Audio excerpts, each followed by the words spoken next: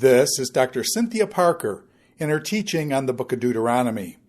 This is session number 10, Deuteronomy chapters 17 through 25, Community Laws.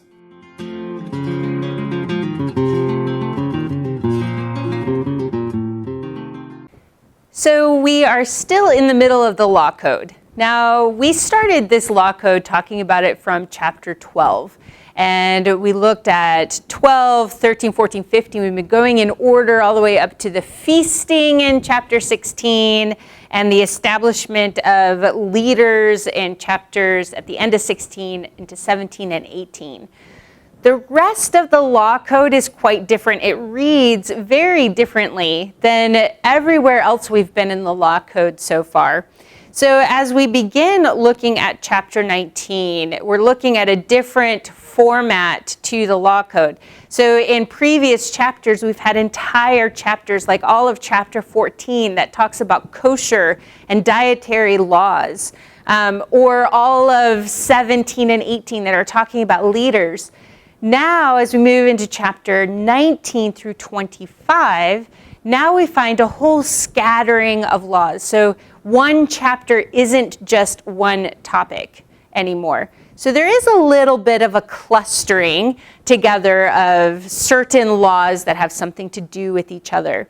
Another thing we're going to find that is quite different about these laws is we don't have the same interaction with the chosen place. So far, starting in chapter 12 and the establishment of the chosen place, we've had lots of back and forth between city gates and chosen place. The righteousness expected of the people in the distributed places is the same as the righteousness that is expected from the place where God will dwell. So this chosen place has been a very significant way of organizing Israelite society.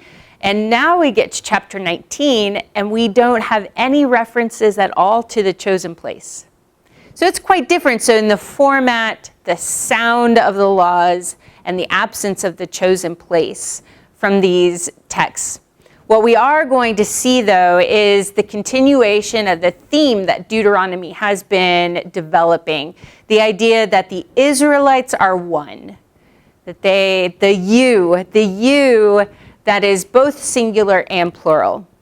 The responsibility of all the people to dwell in the land, to manage, to care for this gift that God has given them, the responsibility demanded of them.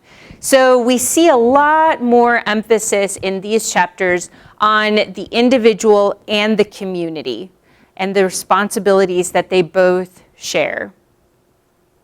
So we're going to go ahead and start by looking at Deuteronomy chapter 19. And chapter 19 is going to set us off with the case of what happens when there is an accidental murder. So I'm going to put a map up on the screen because we talked about establishing cities of refuge in the very early lectures when we were doing the historical chapters 1 through 3. Actually 1 through 4, we got to the end of 4 and said before we got to the Decalogue, before chapter 5 and the redeclaration of the 10 Commandments, we had these verses where Moses stands up and he tells the Israelites that you need to establish cities of refuge, and he names 3 of them. Well, chapter 19 is going to start with the same concept of establishing cities of refuge, except it's a little bit different than Deuteronomy 4, verses 41 to 43. So I can actually mark on this map where those cities are, because those cities are named specifically in chapter 4. However, when we get to Deuteronomy chapter 19, these cities are not named. There's more a general idea of organization behind them. So I'm going to read from chapter 19 to establish first what a city of refuge is. Now, I'm going to start reading in verse 4. Now, this is the case of the manslayer who may flee there and live when he kills his friend unintentionally, not hating him previously. And then we get a little for example.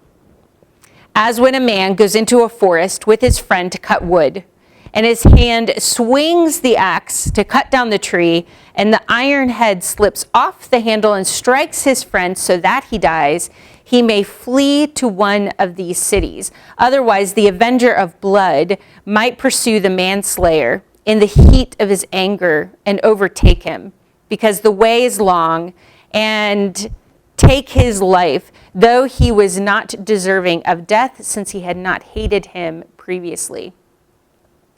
Okay, so this example is packed full with really good cultural information. So first of all, we're saying the manslayer is different than a murderer. So someone who commits murder, who has premeditated the murder, who has acted out of hatred and gone out to find someone and kill them. We're not talking about that. We're talking about accidental deaths. So what happens if the axe head comes off the axe, hits someone, and they die? Well, the problem is when you live in a culture in which your identity comes from your family, right? Then a misdeed or an offense done to someone in the family, done to an individual, you might as well have done it to the whole family. So, for instance, if you come and kill me, and it was an accident, we've been very good friends up until this point, forging a friendship through Deuteronomy, but you accidentally kill me. Customarily then, my father has the right to go kill you. It's avenging of my blood. What Deuteronomy says is when it is accidental, the person who accidentally killed, so that would be you have an opportunity to flee to a city of refuge, and you can find sanctuary in the city of refuge. And then my father or my family members who are pursuing you cannot kill you. Now you may say, oh, but then you get away with murder. In a way, yes, it's true. You are not killed for the accidental murder, but you have left your family, you have left your land, you have left your family inheritance in a way that is death of a sort. It's just not your spilled blood death. So when Deuteronomy says you need to establish these kinds of cities for this purpose, this is what it says about those cities. In verse 7, therefore I command you, saying, you shall set aside 3 cities for yourself. If the Lord your God enlarges your territory, just as he has sworn to your fathers, and gives you all the land which he promised to give your fathers, if you carefully observe all of this commandment which I command you today, to love the Lord your God, to walk in his ways always, then you shall add 3 more cities for yourself besides the first 3. So innocent blood will not be shed in the midst of your land, which the Lord your God gives to you as an inheritance, and blood guiltiness be on you. But if there is a man who hates his neighbor and lies in wait for him and rises up and strikes him so that he dies, and he flees to one of these cities, then the elders of that city shall send and take him from there and deliver him into the hand of the avenger of blood, that he may die. You shall not pity him, but you shall purge the blood of the innocent from Israel, so that it may go well with you.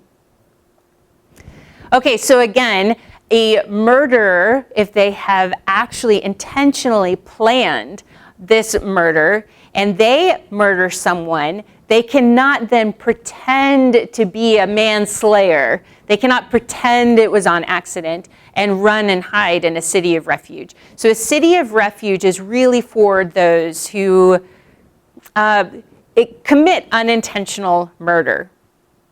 So when we look at how are the cities chosen, well, in verses 8 and 9, the cities are chosen so that they are of equal distance from everyone. In other words, you don't establish a city of refuge in Ephraim's territory because Ephraim is an influential tribe. or you don't establish or fail to establish one in Simeon's territory because Simeon is a weaker, smaller tribe, right? That is not actually the way the laws go. So you don't build the cities based on how powerful the various regions are. You build it on equal distance so that anyone, regardless of where you live, have an equal opportunity to be able to run and find refuge in a city of refuge. It would be very unfair if, for instance, all of the cities of refuge were right in the heartland of the hill country, because then the people who are on the coastal plain or the people who are much further north would have very far to travel. And if they're traveling really far to get to a city of refuge, the likelihood of the avenger of blood overtaking them on the road is much greater. So Deuteronomy says to make it equal for all people, establish these cities that are in equal distances. If you expand your territory, add 3 more. Right? So the difference between chapter 19 and chapter 4 is in 4 we have them named. In chapter 19 we have the vision of when you go into the land, choose for yourself these places. Just make sure they're equal distance from everyone. So what is wrong with shedding innocent blood? Well, blood is the life force of every animal or every creature, every human. And so there is a very specific attention that is paid to the blood that is spilled is almost sacred, right? And so innocent blood must be avenged for. So what does this say about justice for all people? Well, this says that everyone should have equal opportunity to find justice. And it lets us know that the people, the citizens, even of these cities of refuge, they are also responsible to make sure that if someone truly is guilty of murder, that that person is held accountable for that offense or that sin. Going back to the idea of why is the blood so sacred, I'd like to read a quote from Gordon McConville, and this comes out of his Deuteronomy commentary. So McConville states, the spilling of blood has the consequence not only of making the murderer liable to judicial penalty, but also of making the land itself ritually impure. And for Deuteronomy that pays so much attention to the where, it pays so much attention to the land and to nature. It's looking towards righteousness and right living that takes care of land as well. Making sure that the land itself is not impure is a major theme or something that is at the forefront of the author's mind in Deuteronomy. Now we have another problem because Deuteronomy chapter 21, I mean, it's kind of tangentially related, but we have these ideas of justice for all people and purging or at least redeeming the innocent blood that has been spilt. Well, what happens if you don't have a manslayer or a murderer to point to? So this is what Deuteronomy chapter 21 is addressing for us. So Deuteronomy chapter 21, I'm going to start with verse 1. Says, if a slain person is found lying in the open country in the land which the Lord your God gives you to possess, and it is not known who has struck him, then your elders and your judges shall go out and measure the distance to the cities which are around the slain one. It shall be that the city which is nearest to the slain man, that is, the elders of that city, shall take a heifer of the herd which has not been worked and which has not pulled a yoke. And the elders of the city shall bring the heifer down to the valley with running water, which has not been plowed or sown, and shall break the heifer's neck there in the valley. Then the priest, the son of Levi, shall come near, for the Lord your God has chosen him to serve him and to bless him in the name of the Lord, and every dispute and every assault shall be settled by them. All of the elders of that city, which is nearest to the slain man, shall wash their hands over the heifer whose neck was broken in the valley.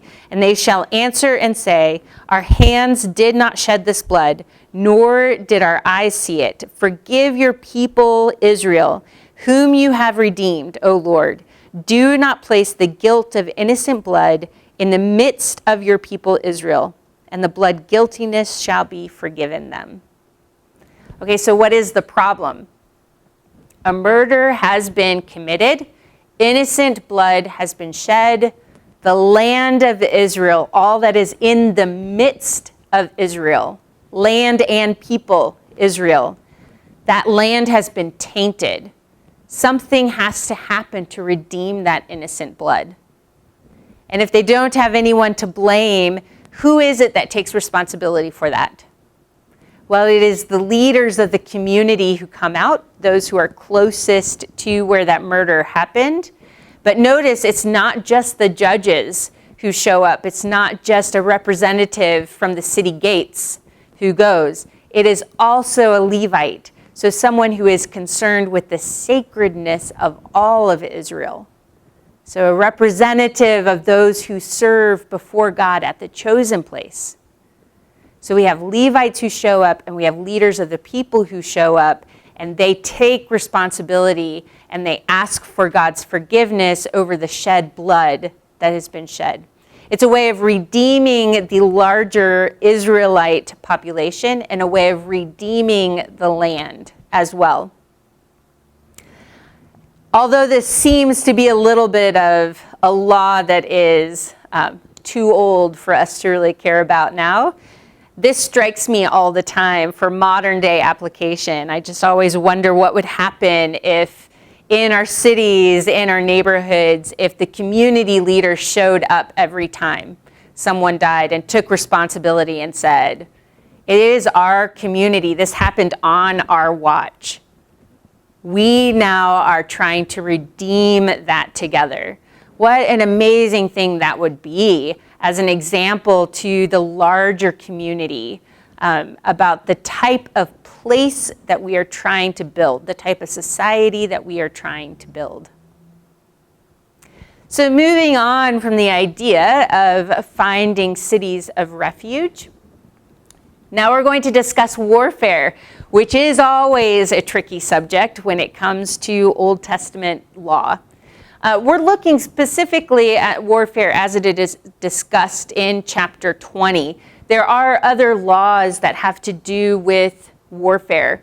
I'm going to focus particularly on what the mentality of the people should be when they go to war. So in other words, there's not necessarily the rules of battle. There's a little bit of that, and we'll get there. But part of even building up towards war is what is the mentality? How do you then even approach this conflict?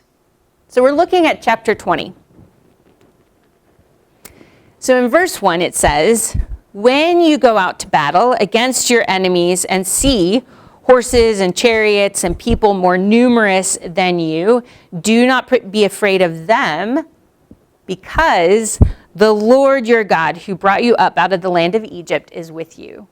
Right? So we have to remind ourselves, again, we've seen this God as warrior theme. It has already shown up in Deuteronomy. And so now in this segment dealing with war, we are reminding the people once more, you should not be afraid because God is the one who goes with you. God is warrior, and he goes with you. He already proved his skill with Egypt. And now he is the same God and will go with you and do the same thing.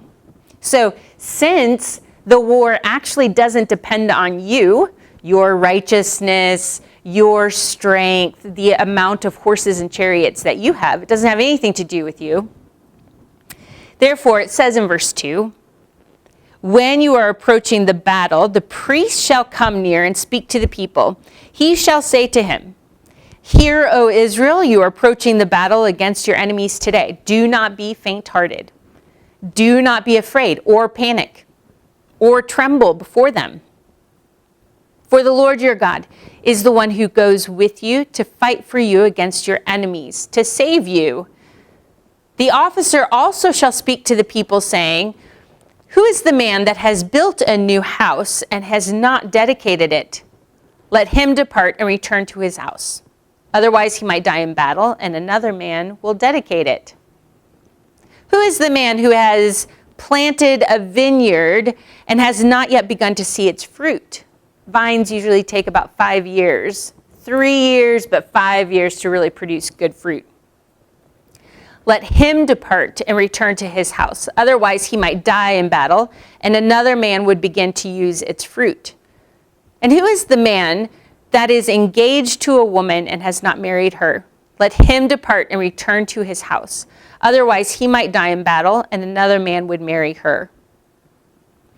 Then the officer shall speak further to the people and say, who is the man that is afraid and faint-hearted? Let him depart and return to his house, so that he might not make his brother's hearts melt like his own. It's really very interesting, and it must be very unique to say, when you go to war, let all these people go home. Now, if we pay attention to the particularities of this, we notice basically it is anyone whose household has not yet been established, right? If you are engaged to be married, but you haven't married the spouse yet, you don't have children yet, go home. Have a chance to start a family. What if you've planted land, like you've inherited, you've taken over land, you have a new field, you've planted a new crop. You have not yet been able to enjoy the fact that God has given the early and the latter rains and that the earth will produce for you. You haven't enjoyed that yet. Go home. Have a chance to enjoy the fruit out of the field. You haven't built your home yet. Go home. Build the house. Right? So establish your family, establish the house. It's a way of providing to make sure that they can continue to exist into the next generation. So it starts with God is the warrior. It doesn't really have anything to do with you anyway. And so therefore, go home if you need to establish yourself and your household, the well-being of your family before you go to war. Or if you're just flat out afraid, don't go. Right? God can do this on his own. We actually see this happening. In fact, maybe you thought of it as I was talking about it. If you're aware, in the book of Judges, we have Gideon, who pulls together quite a large army. And God keeps telling Gideon, send those men home, send those men home. I don't need a huge army of people to prove that I am in the midst of Israel. I can do it just with 300 men. So we get a little bit of echoes of what we have seen here in the book of Deuteronomy. The next little cluster of laws that I want to talk about are the ideas that Deuteronomy is not just addressing the people and their community and how people interact, but it also talks about how people should be interacting with the rest of creation. So I'm looking at chapters 22, and then we'll pick up a little bit in chapter 25. So again, because these laws are kind of scattered around. Let's see if we can figure out if there is a theme in some of these chapters, or some of these verses. So in chapter 22, so we're reading verses 1 through 4. You shall not see your countryman's ox or his sheep straying away, and pay no attention to them. You shall certainly bring them back to your countryman. If your countryman is not near to you, or if you do not know him, then you shall bring it home to your house, and shall remain with you until your countryman looks for it. Then you shall restore it to him. Thus you shall do with his donkey, and you shall do the same with his garment, and you shall do likewise with anything lost by your countryman, which he has lost and you have found. You are not allowed to neglect them. Right? So there's an idea that these animals participate, they contribute to the wealth of the household. right? Most people are not accumulating coins, right? They're not accumulating gold and silver and tchotchkes and things that pay for the wealth and pay for their sons and daughters to go to university. Their fields, their garments, their grinding stones, their animals are their family wealth. And so when you see it, you are responsible to treat ethically these things, even though they are not humans. Right? So the ox may not be a human, but you are still expected to look at it with respect and to recognize that that ox is contributing to the household of another person. And you are therefore obligated to pay attention and to treat it well. In verse 6, we have, if you happen to come upon a bird's nest along the way, in any tree or on the ground, with young ones or eggs, and the mother sitting on the young or on the eggs. You shall not take the mother with the young. You shall certainly let the mother go, but the young you may take for yourself, in order that it may be well with you, and that you may prolong your days. So again, it seems rather random. Why do we really care about birds and if we take both the bird and the eggs? Well, again, because Deuteronomy is more forward-thinking, because we're building the idea of a full and robust society where people are flourishing, but the land and non-human creation around them is also flourishing. So if there is a mother and also eggs or young in the nest, you can take the young but leave the mother. Why? It allows for that bird to have more chicks, for the bird to keep producing. It has the ability to go on and create more. Although if you take both of them and if you kill one, eat the others, you're destroying a generation of these animals, right? So it's just a way of paying attention. Can you make sure that all things are flourishing in your midst? Well, we have another seemingly random law in chapter 25. It's one law, it's kind of inserted in the midst of another conversation, but it also has to do with animals. Verse 4, you shall not muzzle the ox while he is threshing. So oxen were often used out on the threshing floors. They would drag the threshing sledges behind them. And if you leave the ox unmuzzled, there's a lot of grain on the ground that ox can consume. In fact, that ox can consume a huge portion of the grain on the ground. So you may think it sounds very practical. Muzzle the ox, prevent it from eating all of this grain, right? If I want all of that grain for my family, right, what I have just harvested, that has to supply my family for the whole entire year. Why would I let an animal eat that? Well, Deuteronomy is recognizing that animal has worked for you. That animal is in the process of working for you. God is the one that gave you the grain anyway. Let the oxen eat. This concept of the ethical care of creation is something that Dr. Sandy Richter has worked on and has some really wonderful published articles about what it means to show an ethical care of creation in the book of Deuteronomy. So I would encourage you to go and read some more of her articles. So we kind of come to the conclusion, though, that nature, based on the laws in Deuteronomy, nature is actually cared for instead of controlled. In our modern day economy, we tend to want to go out and control nature or take everything that we can that is for our profit. Deuteronomy says nature is a part of what God has created. It's a part of what he calls good. You can care for it. In fact, do care for it. Do not control and manipulate and dominate it. So another type of law that we see in these chapters are social ethics. We're going to find several of these in chapter 24. And this is going to be pretty similar to some of the topics, some of the issues that we talked about when we were looking at Deuteronomy chapter 15.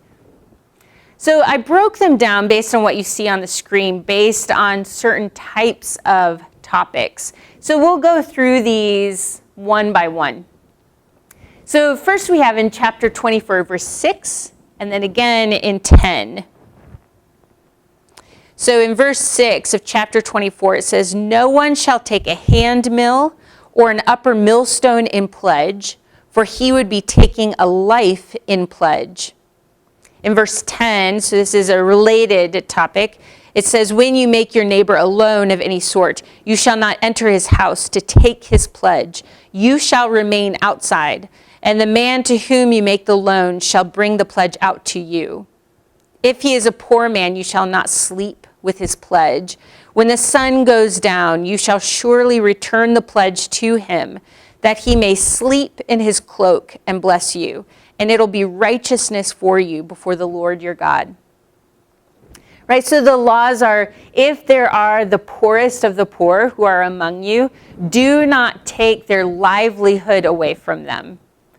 Right, so the temptation is, if there is a poor woman and she's making a living out of grinding grain, the only thing she has to offer up as a pledge of the loan or the money she is asking for is her only commodity, which is her grinding stone. But don't take that away from her. It robs her of her ability to pay back the loan, right? So take the longer view. It was also quite common for people to use their outer cloak, which was a very multi-purpose kind of garment. You can roll it up and sleep on it like a pillow. You can put it over yourself and use it like a blanket. It was a sign of modesty as you went out onto the street. That may be the only thing that a poor person has to pledge, to offer up as collateral for the loan.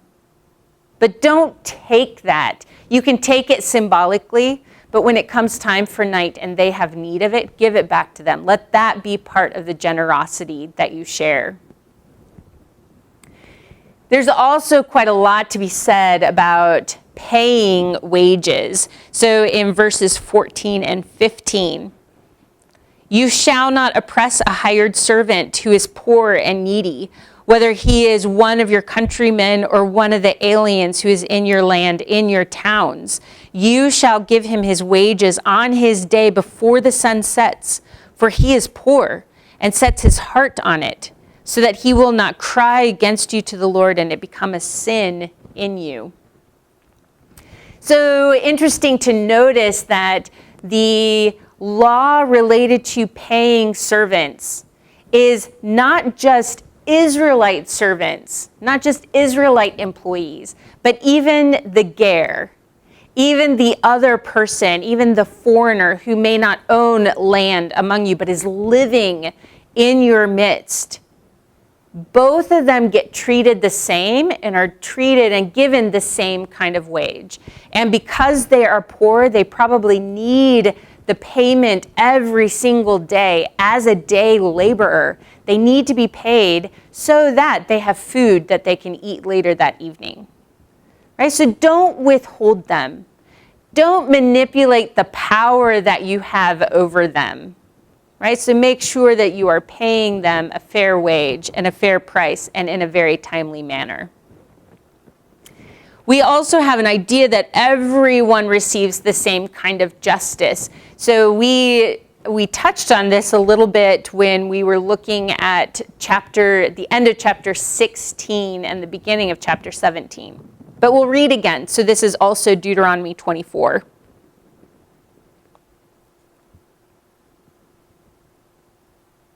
I just lost my place. 17 and 18. "You shall not pervert the justice due an alien or an orphan, nor take a widow's garment in pledge. But you shall remember that you were a slave in Egypt, and that the Lord your God redeemed you from there. Therefore, I am commending you to do these things." Right? It's really easy to further oppress those who do not have very many resources. right? So the widow, the one who doesn't have the husband to publicly defend her, or an orphan who doesn't have parents to provide, or the alien, the foreigner, the ger among you who does not have their own land, who's treated as an outsider. They do not get a different system of justice, right? So justice that is given, God's justice for his people is for all people, regardless of which social or economic level of society you are on. So in verses 19 through 22, we shift away from these defensive prohibitions of injustice to offensive guarantees of well-being. So let me read 19 through 22. This would be the very end of chapter 24. So these are the ones that we read actually tied to the agricultural calendar. The one that says, when you reap your harvest in your field and have forgotten a sheaf in the field, you shall not go back to get it, right? That is for the orphan, the widow, the alien. Same thing with the olive trees. You let the extra stay in the tree, and that is for the orphan, the widow, the alien. Same with the grapes. And in verse 22, you shall remember that you were a slave in the land of Egypt. Therefore, I am commanding you to do this thing. Right? So we have seen just in this collection of laws, we've seen that there are the laws specifically saying, do not, right? Do not withhold wages. Do not take a pledge overnight. Do not oppress the animals. Do not do all of these things. And here we have but do. Make sure that you are also cultivating a spirit of generosity. And what is the underpinning of all of that is because you were once a slave in Egypt and God did it for you. And so therefore you are being called to act righteously in a similar manner. I will go ahead and leave you with this quote because I think that Deuteronomy spends a lot of time trying to develop this ideal way of living. Right? We talked about how Deuteronomy is casting vision for the potential that is there. If they go in, if they can set up society in a wise way, if they have leaders who are of the people for the people, if they treat nature and humans in a righteous and God-directed way, it has great potential. So this quote, it's by Ruel Howe, and it says, how does the church or any other group of people become a community? Right? This is what the Israelites are trying to do when they go into the land. Well, the answer is simple. It becomes a community when, as persons, the members enter into dialogue with one another and assume responsibility for their common life. Without this dialogue, individuals and society are abstractions. It is through dialogue that we accomplish the miracle of personhood and community. And although this is a modern quote dealing with our modern ideas of building community, this reflects Deuteronomy so well. Because Deuteronomy talks about you, the individual, and you, the collective group of people. It talks about you, the individual, taking responsibility, but then you as citizens taking responsibility for the entire community. And when Deuteronomy casts a vision for how good of a place this can be, it's not a zero-sum game. So zero-sum game is a modern business term. We often talk about how if I win, you lose, right? That my wealth depends on you not having wealth, right? It's either mine or it's yours. And we end up with a zero sum in the middle. So my plus one is your minus one, which equals zero. Place is not that way. Deuteronomy says the more you invest in place, in community, in the land around you, the greater that place is collectively. And the greater that is, it kind of buoys everyone up. Deuteronomy isn't saying you need to flatten out the economy and everyone needs to own the same amount. There's recognition. There are poor, there are rich, landowners, those who don't own land, there are foreigners, there are widows. Things happen. There are differences within society. But if everyone invests well in society, then everyone can flourish. And that is part of the great design that God has for the land.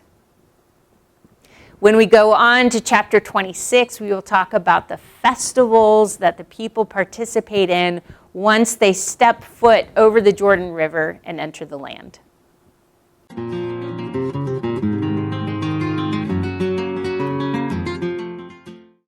This is Dr. Cynthia Parker in her teaching on the book of Deuteronomy. This is session number 10, Deuteronomy chapters 17 through 25, Community Laws.